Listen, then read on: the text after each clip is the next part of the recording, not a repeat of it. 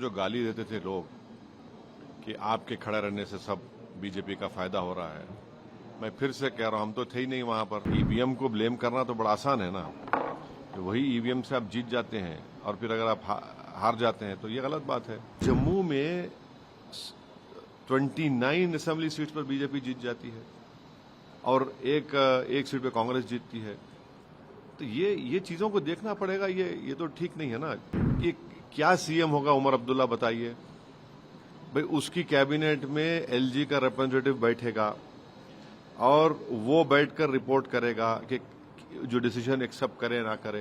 एक प्यून को अपॉइंट नहीं कर पाएंगे, तो पूरा पावर तो एलजी के पास ही है। हरियाणा और जम्मू कश्मीर विधानसभा चुनाव में बीजेपी ने शानदार प्रदर्शन किया।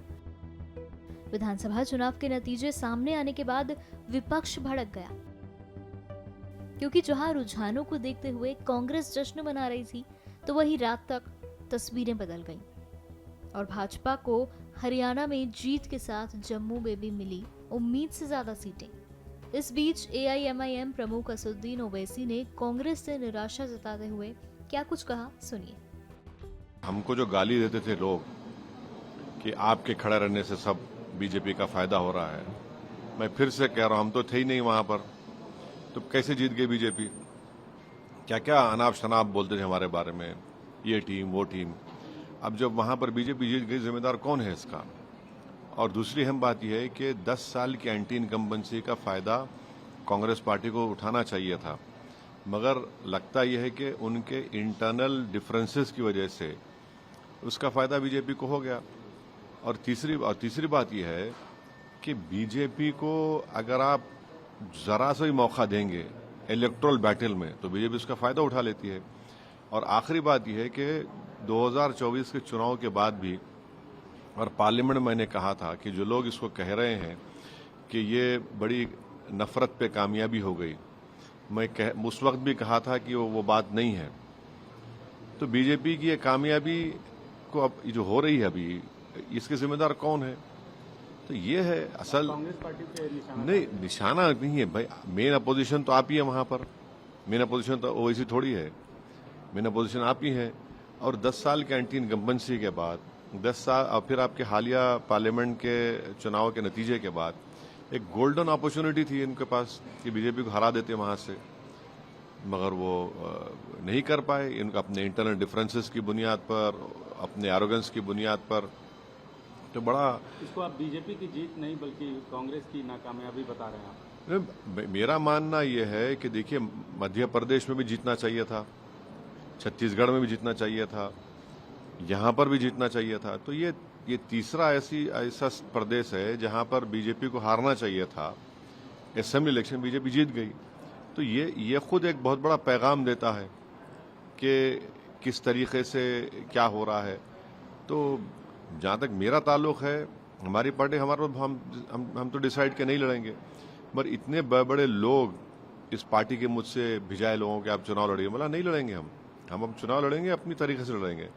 तो ये तो ठीक नहीं हुआ, बिल्कुल ठीक नहीं हुआ। और 10 साल की एंटी इनकम्बेंसी और इनएफिशिएंसी इतनी ज्यादा थी वहां पर, तब भी फायदा नहीं उठा सकी कांग्रेस पार्टी से। ईवीएम को ब्लेम करना तो बड़ा आसान है ना, तो वही ईवीएम से आप जीत जाते हैं और फिर अगर आप हार जाते हैं तो ये गलत बात है।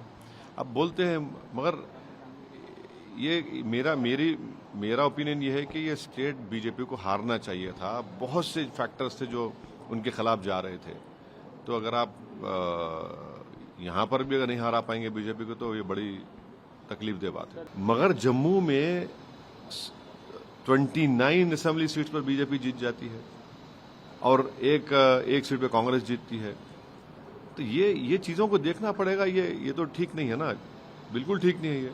भाई वैली में एक रिजल्ट आ रहा है, जम्मू में बड़ी पार्टी बीजेपी बन जाती है।